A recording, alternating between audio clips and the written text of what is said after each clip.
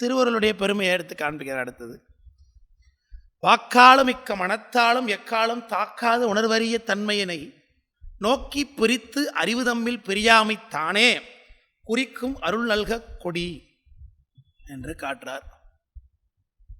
வாக்காலும் மிக்க மனத்தாலும், இது வாக்கு மனம் ரெண்டு நாளும் பெருமானை அறிய முடியாது என்பதை குறிக்கிறது. திருவருளை அறிய முடியாது. இதை அராஞ்சூத்திரம் பேசுகிறது. அராஞ்சூத்திரத்தில் வாக்கு மனாதீத கோசரன் என்று சொல்லுகிறார். உணர்வு உரு அசத்துன்னார். சிவருமான உயிர்களாலே பார்க்க முடியுமா, தரிசிக்க முடியுமான்னா, உயிர்களாலே அறியப்படக்கூடிய பொருள் எல்லாம் அசத்து பொருளுங்குது. ஏன்னா உயிர்கள் அறிவதற்கு கருவி வச்சிருக்கு. கருவியெல்லாம் எதை கொண்டு ஆக்கப்பட்டிருக்கு? உயிர்களுடைய கருவியெல்லாம் எதை கொண்டு ஆக்கப்பட்டிருக்கு? மாயை. Very good. அப்போ அசத்து கருவி எதை காமிக்கும்? அசத்து பொருளாகிய மாயை உலகத்தை தான் காமிக்கும். அப்போ இந்த 5 புலன்களுக்கு உட்பட்ட அறிவு எல்லாமே என்னவா? மாயா காரியமான அறிவு, அசத்து. அதான் உணர்வு உரு அசத்துன்னார். அப்போ இந்த கண்ணாலே பார்க்கக்கூடிய, காது மூக்கு வாயினாலே அறியக்கூடிய அனுபவம் எல்லாமே என்னது? அசத்து அனுபவம். அது சடத்தை தான் தெரிந்து கொள்ளும். சரிதானே? புரியுதா? முதல்ல அப்போ உயிர்களாலே முதல்ல கண்டிப்பாக எதை மட்டும்தான் பார்க்க முடியும், அனுபவப்பட முடியும். இந்த கருத்துப்படி உயிர்களுக்கு 5 புலன்களாலே ஏற்படக்கூடிய அனுபவம் எல்லாம் எதை தான் கிடைக்கும்னு சொல்லியிருக்கேன். இப்போ ஆமாம், அசத்துன்னு சொல்லியாச்சு. அப்போது உயிர்களால் இறைவனை கண் கொண்டு பார்க்க முடியுமா? பார்த்ததுன்னா இறைவன் அசத்தாயிடுவான். ஏன்னா என்னால் பார்க்கப்படக்கூடிய பொருள் எல்லாமே என்னவா தான் இருக்கும்? அசத்தாக தான் இருக்கும். அப்போ சுவாமியை நான் பார்த்தேன்னு சொன்னேன், சாமி என்னவா இருப்பான்? அப்போ அசத்தா சுவாமி? அது சத்து. அது அப்போ உயிர்களுடைய அறிவுக்கு எது விளங்காது? சத்து பொருள் விளங்காது. விளக்கம் புரியுதுங்களா? உயிருடைய அறிவுக்கு விளங்குவதெல்லாம் என்னது தான்? அசத்து தான். அதனால சுட்டி உணர்பொருள் அசத்து என்று சிவஞான சித்தியார் சொல்லுது. சுட்டறிவுன்னு பேர். இந்த கண்ணுக்கு எவ்வளோ தூரம் தெரியும்? சுஜாதா கிட்ட இந்த கற்றதும் பெற்றதும்னு ஏதோ ஒரு தொடர் ஒன்று எழுதி கொண்டிருந்தார் சுஜாதா, ஆனந்தவடனில் நினைக்கிறேன். அது ஒரு தொகுப்பாக வந்திருக்கு. அடியனுடைய ஏவிசி கல்லூரி பொறியியல் கல்லூரியில் தான் அடியன் படித்தேன். அந்த கல்லூரியுடைய லைப்ரரியில் அந்த புத்தகம் இருந்தது தொகுப்பாக, ஆனந்தவடனுடைய பதிப்பு. அதை எடுத்து நான் படித்த பொழுது அதில் ஒரு கேள்வி கேட்டிருந்தேன் சுஜாதா கிட்ட. இது கண்ணாலே அதிகமாக பார்க்கக்கூடிய தொலைவு எது அப்படின்னு கேட்டேன். நம்ம நல்லா யோசிக்கக்கூடிய கேள்வி தான். கண்ணால் எவ்வளோ தூரம் இங்கேருந்து பார்த்தோம்னா தூரமாக எவ்வளோ தூரம் தெரியுது? தூரமாக இருந்த பொருள் கூட சின்னதாக தெரியுது. அப்போது அவ்வளோ தூரம் பார்க்க முடியுமான்னா இல்லை, அப்படி கிடையாது. இங்கேருந்து பார்த்தோன்னா எவ்வளோ தூரம் சின்னதாக தெரியல அவருக்கு தெரியும். நேராக கடற்கரைக்கு போங்க, எட்ட தூரத்தில் போகிற கப்பல் நமக்கு தெரியுது. அப்போ அவ்வளோ தூரம் பார்க்க முடியுதுன்னு சொல்லலாமான்னா அது மட்டும் கண்ணுடைய எல்லை இல்லை. ஆகாசத்தை பாருங்கள், சந்திரன் தெரியுது, நட்சத்திரம் தெரியுது. அப்போ அது அவ்வளோ தூரம் கூட கண்ணால் பார்க்க முடியுது. ரொம்ப ஆச்சரியப்பட்டிருந்த பதிலால். எப்படி தெரியுது?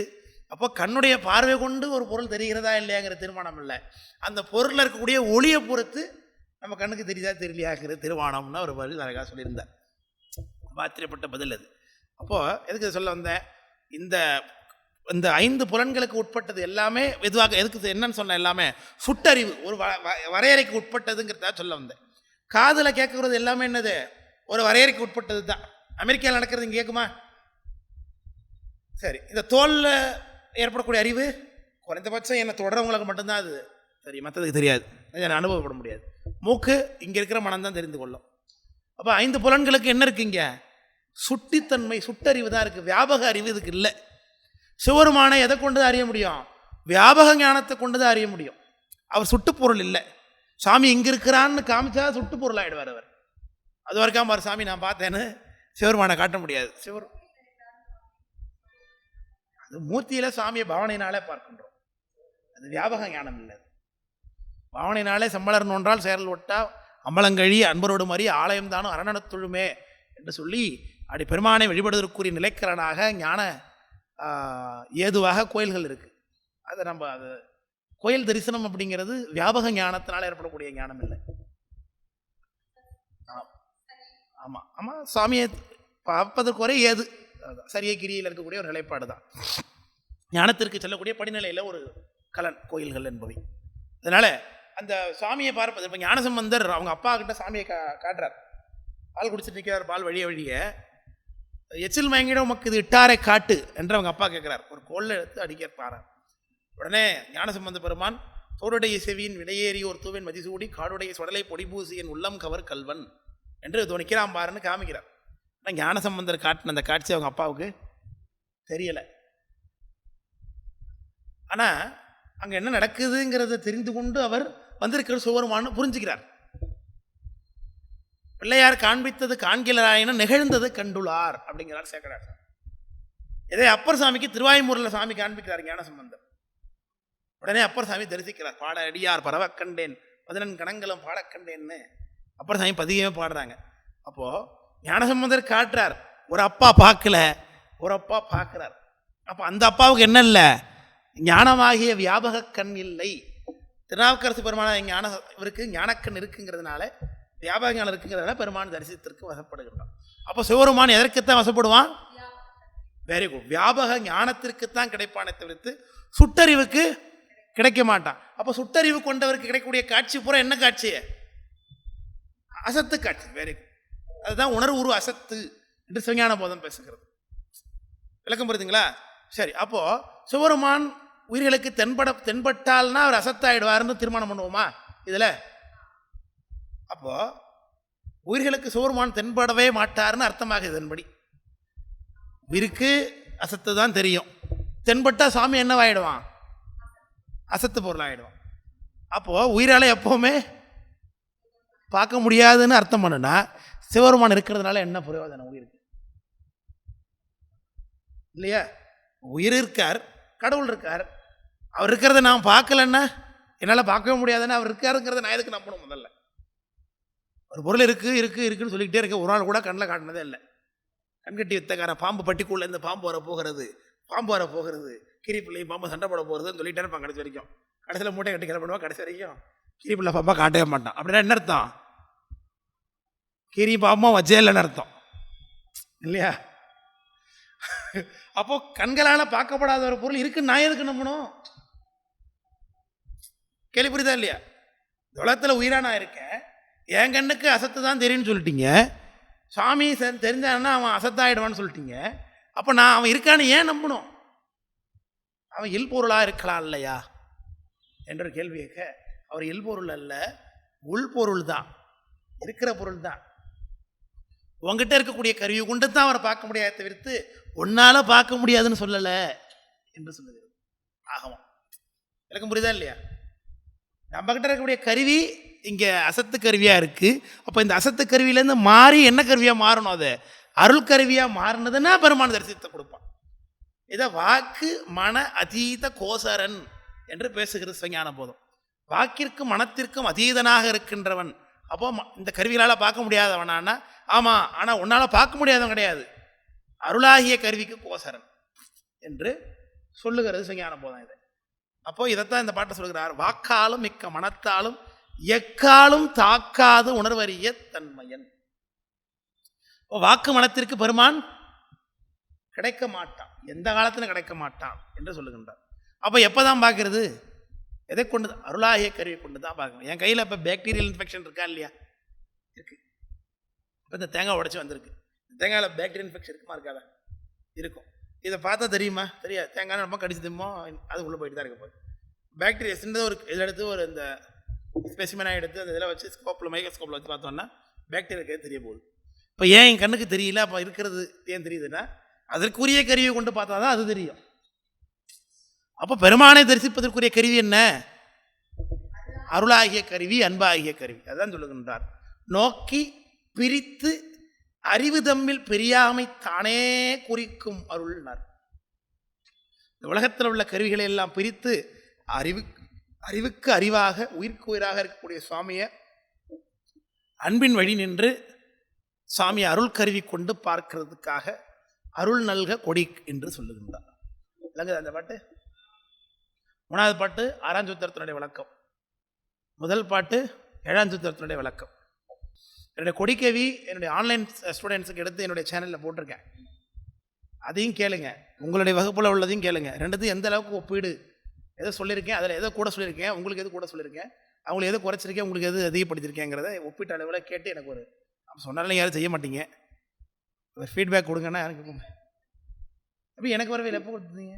அப்போது அருள், பெருமானுடைய அருளை பெறுவதற்குரிய ஏதுவாகிய சாதனத்தை பற்றி இந்த பாடலில் விளக்க தொடங்குகின்றார்.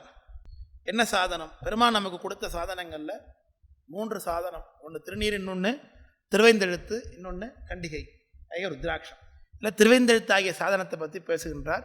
5 எழுத்தும் 8 எழுத்தும் 6 எழுத்தும் 4 எழுத்தும் பெஞ்செழுத்தும் மேலே பெருவெழுத்தும் நெஞ்செழுத்தி பேசும் எழுத்துடனே பேசா எழுத்தினை கூசாமல் காட்டக்கூடி என்று காட்டுகின்றார்.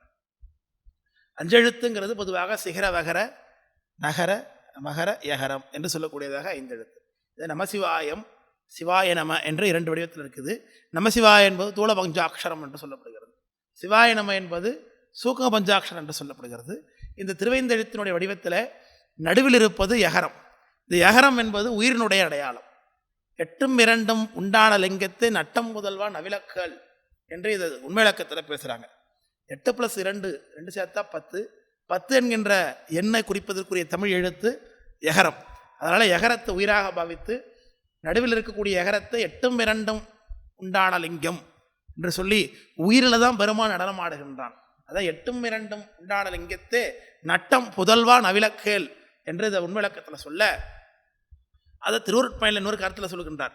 ஊன நடனம் ஒருபாலா நாட நடனம் தான் நடுவே நாடு என்று காட்டுகின்றார். ஒரு பக்கத்தில் சிகர வகரம், இன்னொரு பக்கத்தில் நகர மகரம், நடுவில் எகரமாகிய உயிர் சிவய நம என்று திருவைந்தெழுத்தினுடைய விஷயம். திருவைந்தெழுத்துன்னு சொன்னாலும் 5 எழுத்துக்களுக்குமே பொருள் உண்டு.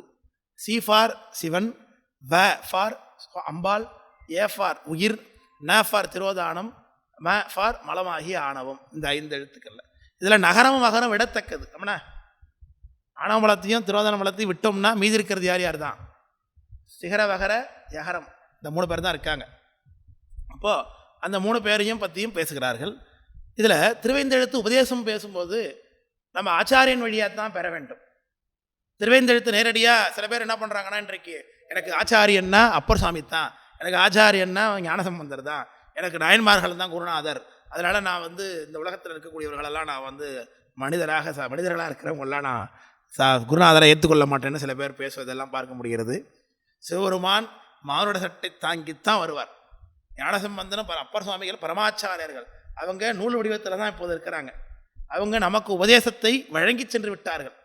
ஆனால் இன்றைக்கு அவர்கள் கொடுக்கக்கூடிய விளக்கத்தை நாம் பெற வேண்டும்னா நர வடிவத்தில் இருக்கக்கூடிய பார்வையன மாக்களை முன்பற்றி பிடித்திருக்காம் போர்வையன காணா புவி என்று சொன்னார் திருவருட்பயனில் குருநாதரை பற்றி.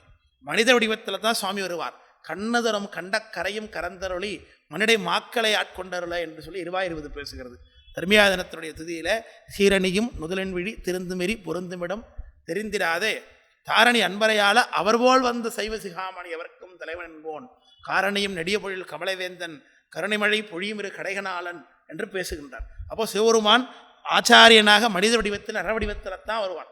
சகலருக்கு கண்மவப்பில் ஆசான் மூர்த்தி மூலமாய் வருவான்னு சாஸ்திரம் தெளிவாக சொல்லி கொண்டிருக்க, அதை மணிவாச பெருமானுக்கு அனுபவபூர்வமாகவும் பெருமான் நரவிடத்தில் வந்திருக்க அவர் தெளிவாக கூற, நம் மக்கள் எல்லாம் ஏதோ மோர் லாயல் தன் த கிங்கும்பாங்க. அந்த மாதிரி நான் இன்னும் பெரிய அறிவாளியாக இருப்பது போல இந்த உலகத்தில் குருமாராக இருக்கக்கூடிய ஆதீன பிடாச்சாரியர்கள்லாம் எழுந்து கொண்டிருக்கிறார்கள். அப்போ குருநாதர் நரவடிவத்தில் தான் வருவார். அதை புரிந்து கொண்டு அவரிடத்தை சென்று உபதேசமாகத்தான் திருவைந்தெழுத்து பெற்று நாம் ஜபிக்க வேண்டுமே தவிர்த்து, சில பேர் சொல்லுவாங்க அப்பர் சாமி கருவாய் கிடந்தவன் கழலே போல எப்படி பாடல்கள்லாம் சிவாய நமன நீரணிந்தேன் எல்லாம் அவர் சொல்லியிருக்கிறார், அதெல்லாம் நானே அவர் குருநாதராக கொண்டு சிவாய நமன்னு பேசுவேன் அப்படின்னு சொல்கிறாங்க. சரி, ரைட்டு, ஒத்துக்கலாம். சிவாய நமன்னு அப்பர் சாமி கொடுத்துட்டாங்கன்னு. சிவாய நம என்பது சூக்க பஞ்சாட்சரம். அதில் பிரணவமும் இல்லை, அதில் பீஜாட்சரம் இல்லை. ஆனால் மூலமந்திரங்கிறது பிரணவத்தோடு கூட பீஜ மந்திரத்தோடு கூட திருவைந்தெழுத்தோடு சேர்ந்திருக்கிற அமைப்பு தான். இதைத்தான் சித்தியார் பேசுகிறது. சபீஷம் நிர்பீஜம் என்று 2 பேசுகிறது. அது பிரணவத்தோடு கூடியிருக்கிற மந்திரத்தை தான் நாம் பேச வேண்டும். அந்த பீஜாட்சரங்கிறது ஆக்கர்ஷணம் பண்ணும், திருவருளை நம்ம இடத்தை இழுத்து கொடுக்கக்கூடியது. பிரணவத்திற்கு பலவிதமான விளக்கங்கள் சைவாகமங்களில் சிவஞான போகத்தை 2ஆம் சூத்திரம் 4ஆம் சூத்திரத்தில் பேசப்படுகிறது. எந்த அளவுக்கு பிரணவத்தினுடைய தாக்கம் உயிருக்கு இருக்கணும் என்பதை. அதனால் பீஜாட்சரம் இல்லாது பிரணவம் இல்லாது பேசக்கூடிய மந்திரங்கள் பொது நிலையில் உள்ளவங்களுக்கு தான்.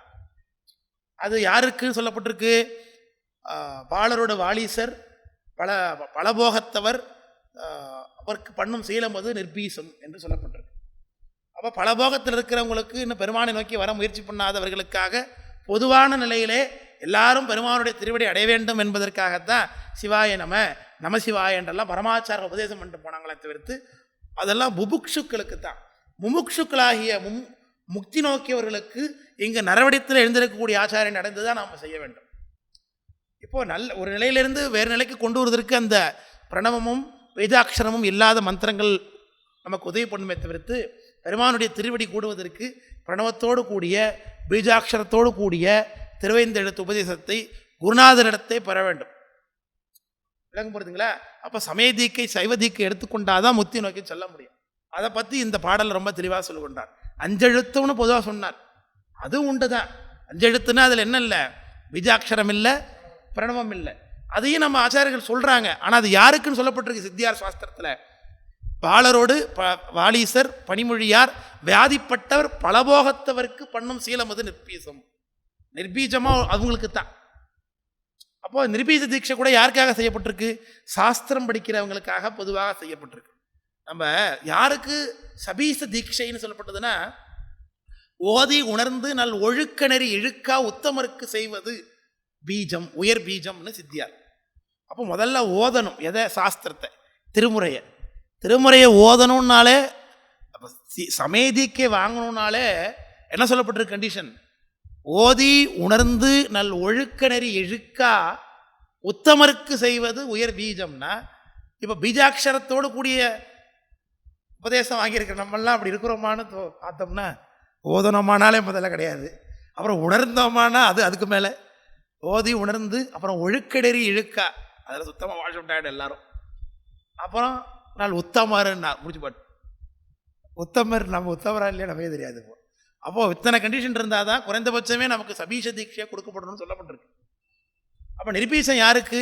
முதல்ல சாஸ்திரம் படிக்கிறவங்களுக்கு குறைந்தபட்சம் சிவாய நம முதலான உபதேசங்களை பெற்றுக்கொண்டு அதன் மூலமாக சாஸ்திரங்களை படித்து திருமுறைகளை படித்து உபதேசம் ஆனதுக்கு பிறகு எல்லாம் தெரிஞ்சுக்கிட்ட பிறகு ஆச்சாரியன் அடைந்து முக்திக்கு நோக்கிய விஷயம் இருக்குது. அதனால் சபீச தீட்சை பெற்றுக்கொள்ள வேண்டும். இப்படி எல்லாம் இருக்குது.